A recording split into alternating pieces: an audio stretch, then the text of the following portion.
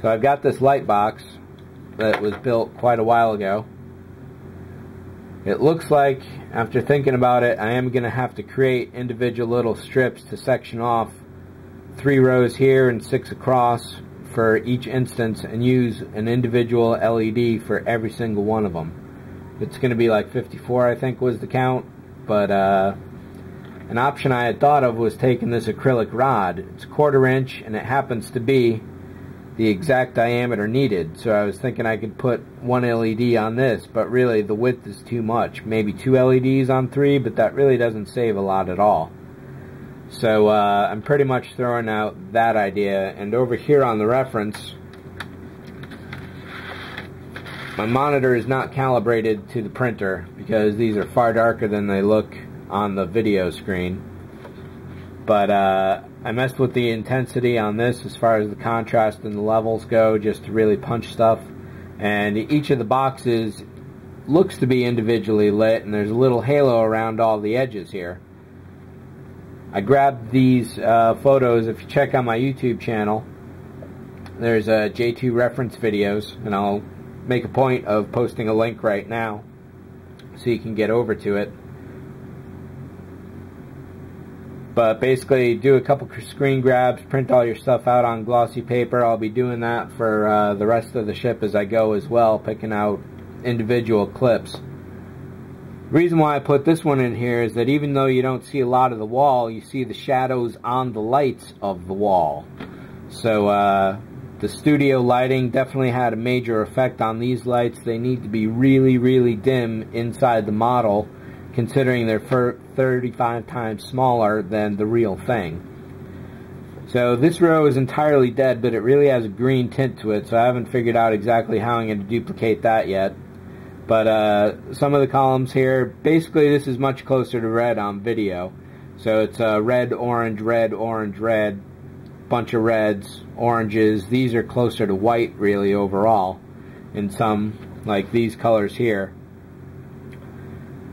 Tonally, this is somewhat more realistic, but it's far too dark. This is tonally not realistic, but it's nice and bright.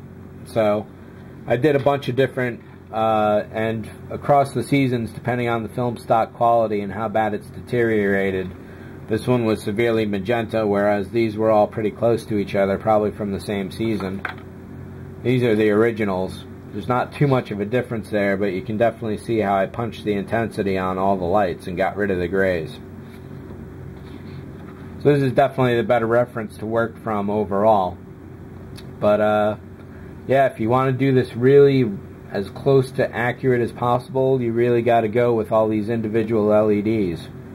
So this light box I made, I'm really glad I did this so many months ago, because I'd hate to have to do it now. But it looks like I will be putting individual strips in, and I'll be making a trip to the hobby store to pick up different strip sizes of probably Plastruck. I think is more common than evergreen over at my place. I thought to cut individual strips, but there's just so many, and they're all slightly different size, so I'm thinking one standard Plastruck size is really going to do me a good favor there. But in the meantime, I can start wiring and getting all the lights in place, and I can at least see how sticking 3mm LEDs in here will work, because this should be tight enough to hold them. The only reason why we really need the walls here is to separate the colors going across. There's a chance that the clear glass piece that goes in here, or the clear plastic rather, will do the masking off that's needed to separate these individual lights, like this red from that orange from that red. So we'll see how that goes. But basically, I'm about to dig into the LED bag, and we're going to do a lot of wiring for a while. So you may not see all of it, but I will be doing how I organize all the LEDs as I pull them out, identify them, because that's going to be a really huge thing, is making a map of all this reference to the actual pieces here.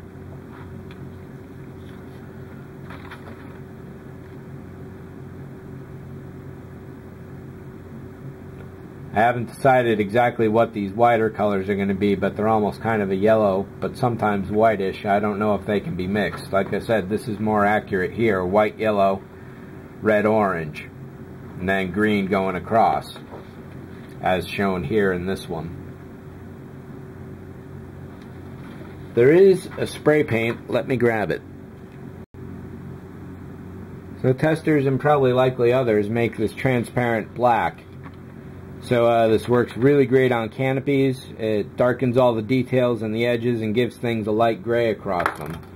So I'm thinking that doing that to the plastic piece that goes across here will, there is one reference I didn't quite get. Dr. Smith, a real close-up on these little individual panels here, where there's printed a lot of what looks like microcircuitry.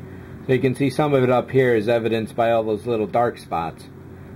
So the plastic piece that goes in here, and I'm not going to dig that out right now, for the front, does have some details on it, and this transparent black should bring all those out really nice. So we'll be getting to that at some point. If you don't have any, definitely go and get some. It's probably like $4 for a can like this, but it should last you a long while, because how many times do you need to darken a canopy? Unless you're always building planes, of course. I think there's also one that does gold as well, which is real nice, but obviously we'll be going with the black on that one.